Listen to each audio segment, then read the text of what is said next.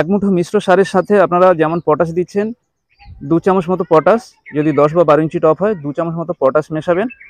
আর নমস্কার বন্ধুরা, সবুজদীপ ফর গার্ডেনিংয়ে সবাইকে স্বাগত। আশা করি আপনারা সবাই খুব ভালো আছেন এবং সুস্থ আছেন। বন্ধুরা, শীতকাল হোক বা গ্রীষ্মকাল বা বর্ষাকাল, সারা বছর মোটামুটি আমাদের ছাদ বাগান সাজানোর জন্য আমরা বিভিন্ন ধরনের ফুলের গাছ লাগাই।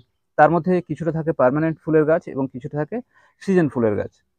তার মধ্যে আবার কোনো কোনো ফুলে থাকে সুগন্ধ, আবার কোনো কোনো ফুলে সুগন্ধ না থাকলেও এর সৌন্দর্যে আমরা আকৃষ্ট হই। আজকে সেরকম একটা ফুল গাছের পরিচর্যা নিয়ে আলোচনা করব। দেখুন, গ্রীষ্মে গন্ধরাজ, মাধবীলতা, জুঁই, বেলি এরকম প্রচুর সুগন্ধ ফুল ফোটে। আবার নয়নতারা, নাগচম্পা এবং করবী এরকম প্রচুর ফুল ফোটে, যেগুলো সুগন্ধ না থাকলেও এর সৌন্দর্য কিন্তু আমাদেরকে আকৃষ্ট করে। এর মধ্যে আজকের আলোচনা করব নাগচম্পা নিয়ে। বন্ধুরা, এরকম বড় এবং থোকা থোকা নাগচম্পা পেতে হলে কিন্তু আপনাকে আলাদাভাবে কেয়ার করতে হবে গাছের, সেই নিয়ে আজকের আলোচনা করব।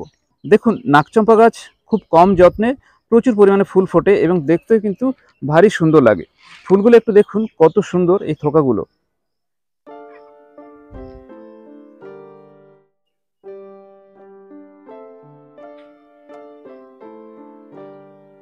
গাছের চেহারা যদি এরকম সুন্দর এবং প্রচুর ফুল ফোটাতে চান, তাহলে কিন্তু কয়েকটা বিষয় আপনাকে খেয়াল রাখতে হবে। প্রথম হচ্ছে এর খাবার। এই গাছে আহামরি এমন কোনো খাবার লাগে না। আপনি যদি সঠিক মাত্রাতে শুধুমাত্র এনপিকে ব্যবহার করেন এবং জৈব সার ব্যবহার করেন, তাহলে কিন্তু আপনার গাছের চেহারা যেমন ভালো হবে, সেই সাথে সাথে প্রচুর সংখ্যক ফুল পাবেন। তো আমি এই গাছে কি প্রয়োগ করেছি সেটা একটু আপনাদের সঙ্গে বলি। আমি কিন্তু প্রত্যেক 10 দিন অন্তর অন্তর টবের মাটিতে এই মিশ্র সারটা প্রয়োগ করেছি 1 মুঠো করে, ঠিক আছে। আর কি, শুধুমাত্র পটাশ দিয়েছি, আর মাইক্রোনিউট্রিয়েন্ট এবং গ্রোথ রেগুলেটরটা আমি 10 দিন অন্তর অন্তর এই গাছে স্প্রে করেছি। তাতে কিন্তু আমার এই রেজাল্ট। আর একটা জিনিস কি, প্রত্যেক 10 দিন অন্তর অন্তর সর্ষের খোল পচানো জল খুব পাতলা করে যদি আপনারা ব্যবহার করেন, তাহলেও কিন্তু গাছের গ্রোথ যথেষ্ট ভালো হবে। আমি এতে সর্ষের খোল পচানো জল মাত্র 1 বার দিয়েছি। আর সেই সাথে সাথে আর একটা খুব গুরুত্বপূর্ণ বিষয়, যেটা হচ্ছে এই গাছটাকে কিন্তু ফুল সানলাইটে আপনাকে রাখতে হবে। আপনি যদি সেমিসেটে রাখেন বা ছায়ার মধ্যে রাখেন, তাহলে কিন্তু এত বেশি ফুল আপনি পাবেন না, বা ফুলের কোয়ালিটি কিন্তু এত ভালো হবে না। ফুলের সাইজটা দেখুন, যথেষ্ট ভালো সাইজ এবং কোয়ালিটি কিন্তু যথেষ্ট ভালো। তো খাবার এবং আলোর ব্যবস্থাপনা আপনাকে এইভাবে করতে হবে। আর এর সাথে সাথে আর একটা জিনিস আপনাকে খেয়াল রাখতে হবে, জল। দেখুন, অতিরিক্ত জল যেমন কোনো গাছের ক্ষেত্রেও ভালো নয়, ঠিক সেরকম নাগচম্পাতে কিন্তু আপনি অতিরিক্ত জল দেবেন না। শুধু লক্ষ্য রাখবেন টবের উপরের মাটিটা হালকা শুকিয়ে গেছে, তখন আপনারা জল দেবেন। মাটিটা যেন খটখটে শুকনো না হয়ে যায়, আবার যেন সকল সময় যেন চপচপে ভিজে না হয়ে থাকে, এটা কিন্তু আপনাকে খেয়াল রাখতে হবে। যদি টবের মাটি সম্পূর্ণ শুকিয়ে যায়, সেক্ষেত্রে কি হবে, এই কুড়িগুলো কিন্তু ঝরে যাবে বা ফুলগুলো খুব তাড়াতাড়ি শুকিয়ে যাবে। সেই জন্য টবের মাটি সম্পূর্ণ শুকিয়ে যেতে দেবেন না। টবের মাটিতে ময়েশ্চারটা কিন্তু আপনাকে মেনটেন করতে হবে। হ্যাঁ